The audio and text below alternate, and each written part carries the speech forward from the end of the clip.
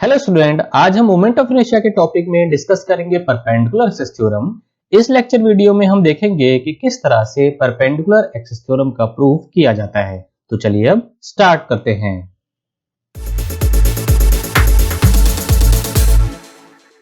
तो सबसे पहले तो समझते हैं कि परपेंडिकुलर एक्सिस थ्योरम क्या है और इसकी जरूरत क्या है। तो अगर हम यहाँ पर देखते हैं कि हमारे पास एक बॉडी है, ये इसकी एक्स एक्स एक्सिस के अबाउट मोमेंट ऑफ इनर्शिया है, ये वाई वाई एक्सिस के अबाउट मोमेंट ऑफ इनर्शिया है और ये है जेड जेड एक्सिस के अबाउट मोमेंट ऑफ इनर्शिया। तो अगर हम बात करें कि अगर बॉडी आपकी एक्स एक्स एक्सिस के अबाउट रोटेट हो रही है, यानी कि कुछ इस तरह से रोटेट हो रही है, तो उसका हम आसानी से मोमेंट ऑफ इनर्शिया फॉर्मूले की हेल्प से निकाल सकते हैं। उसी तरह से अगर आपकी बॉडी वाई वाई एक्सिस के अबाउट यानी कि कुछ इस तरह से रोटेट होती है अपनी वाई एक्सिस के अबाउट, तब भी आसानी से हम मोमेंट ऑफ इनर्शिया को फॉर्मूले की हेल्प से निकाल सकते हैं। लेकिन अगर कंडीशन क्या है कि बॉडी आपकी जेड जेड एक्सिस के अबाउट यानी कि कुछ इस तरह से रोटेट हो, तो उसमें हमें मोमेंट ऑफ इनर्शिया निकालने में थोड़ी प्रॉब्लम आती है। और इसी कंडीशन में जब हमें बॉडी का moment of inertia Z Z axis के अबाउट निकालना होता है, तब भी हम यूज करते हैं परपेंडिकुलर एक्सिस थ्योरम।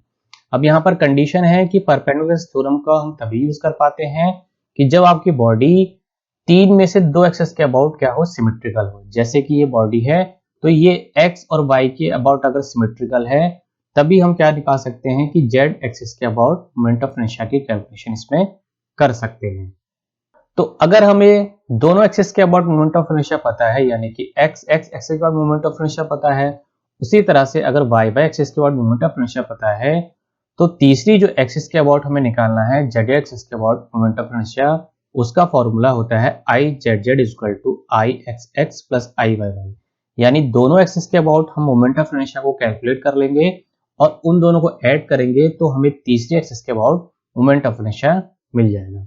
तो आई एक्स एक्स है यहाँ पर moment of inertia about X X axis, I Y है moment of inertia about Y Y axis, और आई जेड जेड है moment of inertia about Z Z axis.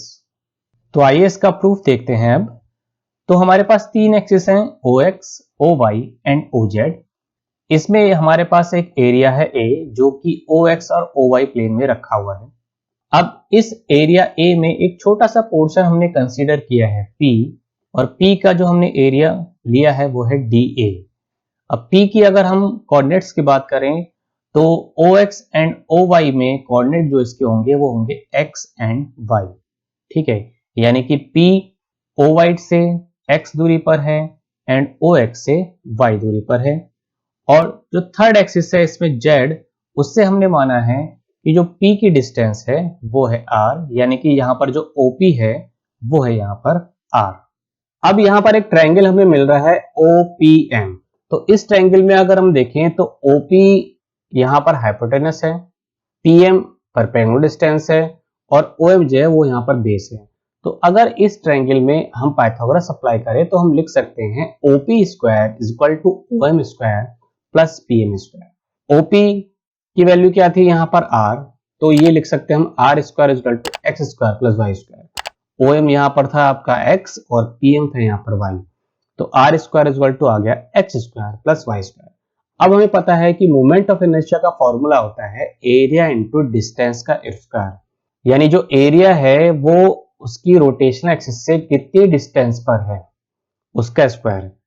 तो अगर हम यहाँ पर हम कंसीडर करें जो छोटा सा एरिया डी ए हमने माना था, उसके लिए अगर हम एक्स एक्स एक्सिस के अबाउट मोमेंट ऑफ इनर्शिया निकाले तो वो आएगा आपका I X X equal to D A Y square.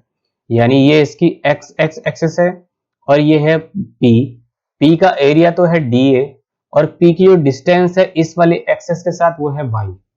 तो ये हो जाएगा आपका I X X equal to D A Y square. उसी तरह से अगर हम वाई वाई एक्सिस के अबाउट मोमेंट ऑफ इनर्शिया कहें तो वो आएगा आपका डी ए स्क्वायर। ये आपकी वाई वाई डिस्टेंस है और इससे पी की जो डिस्टेंस है वो यहाँ पर एक्स है, तो हम लिख सकते हैं एरिया इंटू डिस्टेंस स्क्वायर से वाई वाई एक्सिस के अबाउट जो मोमेंट ऑफ इनर्शिया निकलेगा वो होगा डी ए एक्स स्क्वायर। इसी तरह से जो तीसरी एक्सिस है जेड जेड, उसके अबाउट अगर हम लिखें तो I Z Z equal to होगा डी ए आर स्क्वायर, क्योंकि यहाँ पर आर क्या है, जेड एक्सिस से हमने डिस्टेंस मानी है, तो एरिया इंटू डिस्टेंस स्क्वायर से आ जाएगा यहाँ पर जेड जेड एक्सिस के about moment of inertia D A R square. तो ये तीनों एक्सिस के अबाउट हमने moment of inertia find out कर लिया।